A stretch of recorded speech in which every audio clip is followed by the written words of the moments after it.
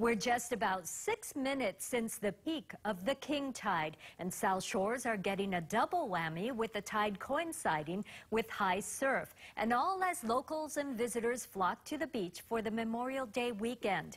Elisa Revelo is standing by at Ala Moana Beach Park. What surf and tide are looking like there? Elisa? Hey Kathy, yes, I'm here at the beach park standing across from the Cully Pavilion, and I want to show you just how high that tide is. Take a look. You can see the water is being pushed in. There's not a whole lot of sand left between where the ocean is and the wall right here. And I actually just got splashed a few minutes ago. It's come over the wall quite a few times, and like you said, we haven't even hit that peak just yet. And take a look at my feet. There's lots of sand here on the ground, some puddles over here. They've got these sandbags in the board to create a barrier, but they can only do so much. Like I said, that water has already come over here over the wall. Lots of puddles over here where little kids were playing at, and it's actually creating a little bit of difficulty for runners in the area. They're having to jump onto the wall, kind of trying to navigate around those puddles as they get their evening run in.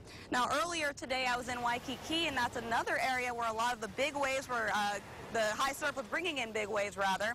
The water was packed with surfers trying to catch a wave, and I spoke with some of the beach boys out here, and they tell me business has picked up since the king tides rolled in. This is the biggest swell of the season so far, and so a lot of people are trying to take advantage. However, I'm told there are lots of inexperienced people in the water, so many people are hitting other surfboards, and there have even been some injuries. I had one bloody nose today, but that was about it. Not too bad. There was one dislocated shoulder where the ambulance came. But my props up to the lifeguards out there. They're on point with the jet ski. Now, lifeguards have been keeping a close eye on beachgoers today, and they've been very busy in the process. A spokesperson tells me there were 15 South Shore rescues. There were also 2 rescues at Spitting Caves and another at Pokai Bay. I'm told at Spitting Caves, a 19-year-old jumped off the cliff there. He ran into some trouble. 4 of his friends jumped in after him, and they also got into trouble, so lifeguards had to rescue them there.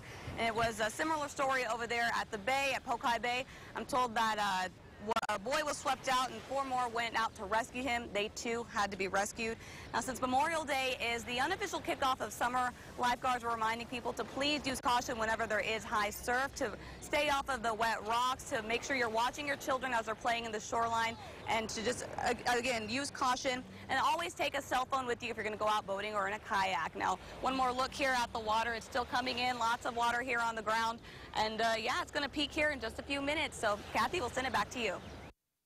Thank you, Elisa. Of course, Oahu isn't the only island being affected by the king tide. Civil defense agencies across the state are monitoring coastal areas. Here's a live look at Poipu, courtesy of EarthCam.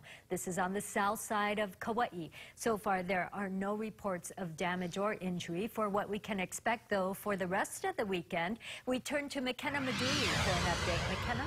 Hi, Kathy. Well, the good news is just a few minutes ago, like we were saying, was the peak of the king tides. Tomorrow, both the swell and the king tides will subside, but it's still going to be high, just lower, just a small fraction of an inch. So it's still going to, it's not going away. It's still record levels and very dangerous. Again, be aware of those signs and rough ocean conditions, and that there still is a high surf advisory for south-facing shores of all islands. So that South Shore surf heights and the water levels, they are forecast to gradually trend back down towards normal conditions on Monday. As far as the other islands go, Maui County, your shorelines can expect similar impacts around the times of the high tides.